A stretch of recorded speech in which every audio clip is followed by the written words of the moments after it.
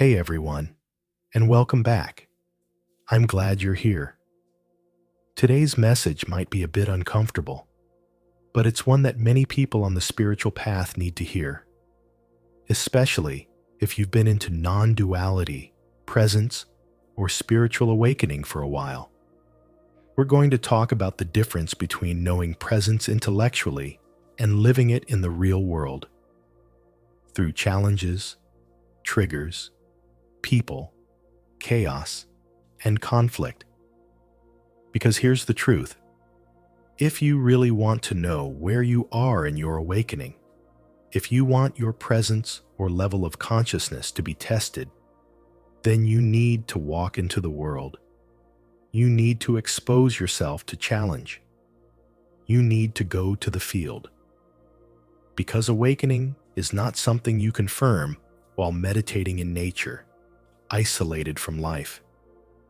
It's something that gets revealed in the middle of life.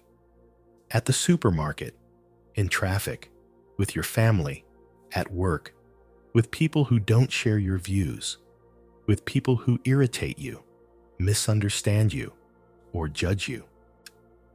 Let's be honest. It's easy to feel spiritual when everything's calm.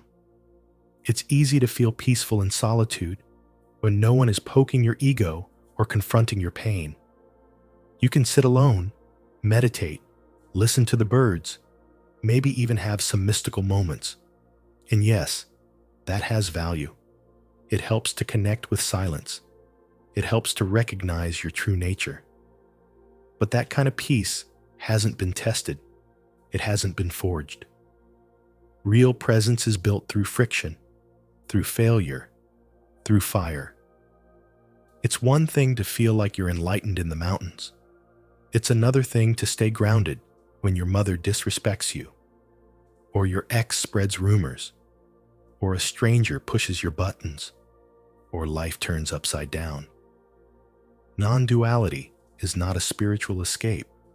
It's a lived recognition that everything belongs, even chaos, even the mess, even the parts you think you shouldn't have to deal with. Think about it like this. A soldier doesn't become brave by reading about war. A dancer doesn't master the art by thinking about rhythm. They go to the field. They rehearse. They stumble. They sweat. And in the same way, your consciousness matures not in retreat, but in engagement. The field is not just physical. It's emotional, psychological, energetic. Every moment that challenges your ego is a spiritual teacher. Every person who triggers your pain is an invitation to deepen your stillness.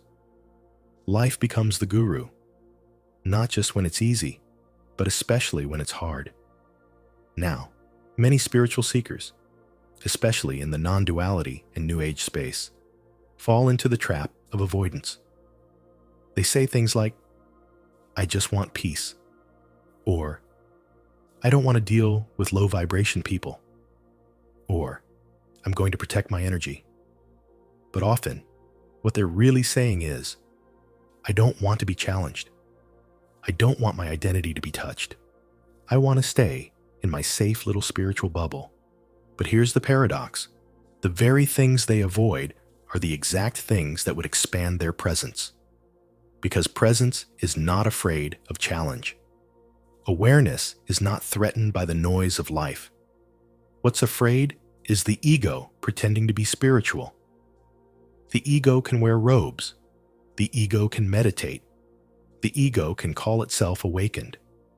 But when life gets real, when someone breaks your trust, when someone betrays you, when your health collapses, when you lose your job, that's when you see what's truly stable and what's not.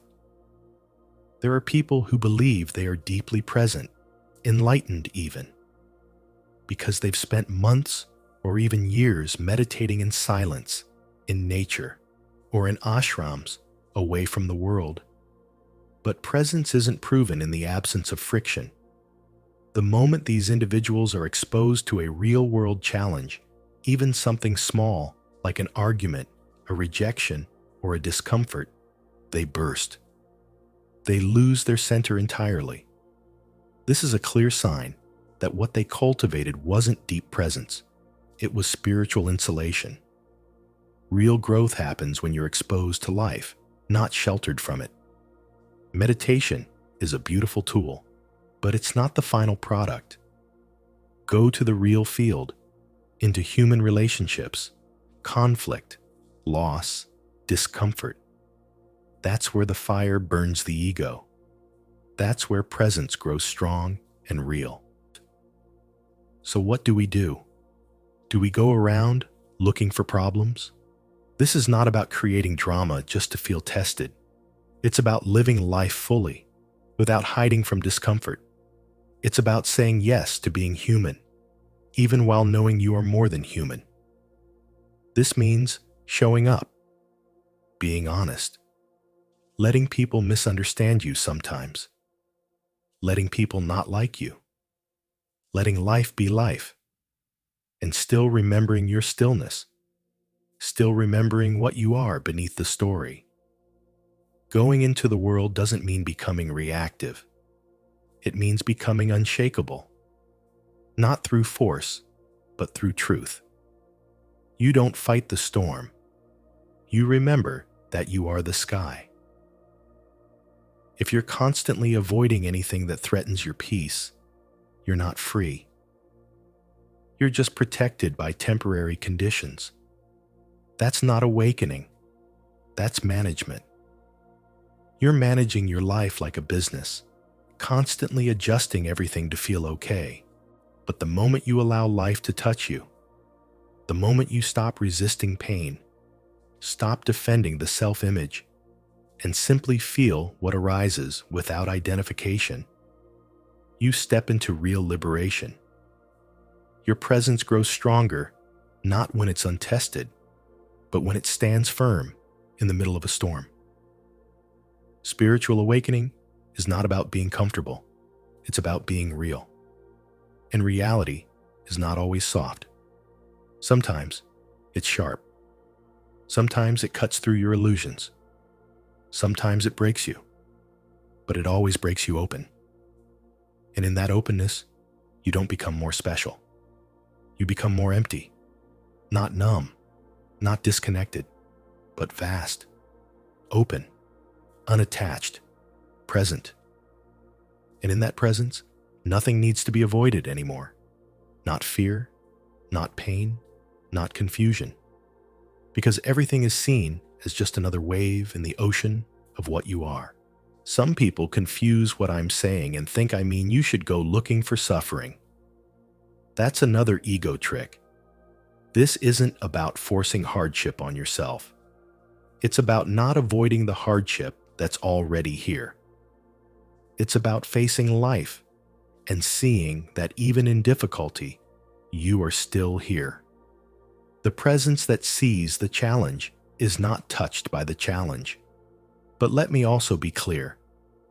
When the challenge becomes too extreme, when it moves beyond inner growth and starts threatening your actual life, safety, or well-being, whether it's through a dysfunctional person, a toxic environment, or a dangerous situation, that's when consciousness steps in. That's when life acts through you.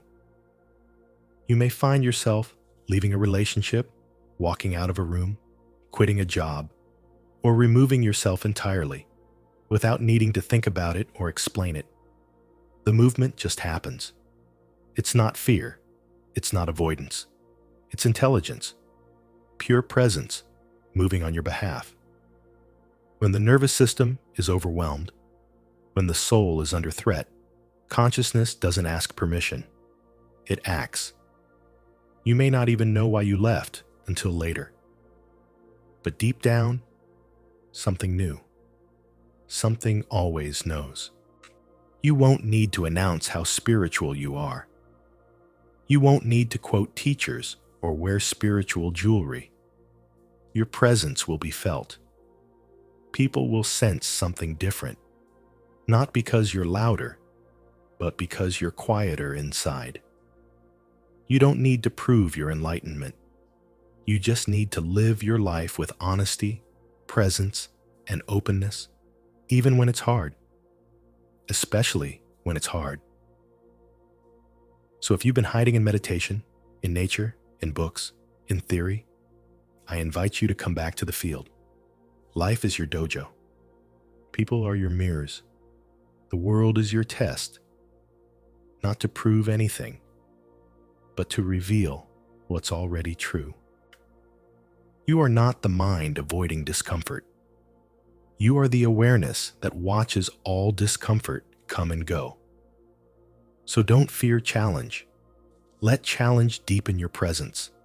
Let discomfort mature your clarity.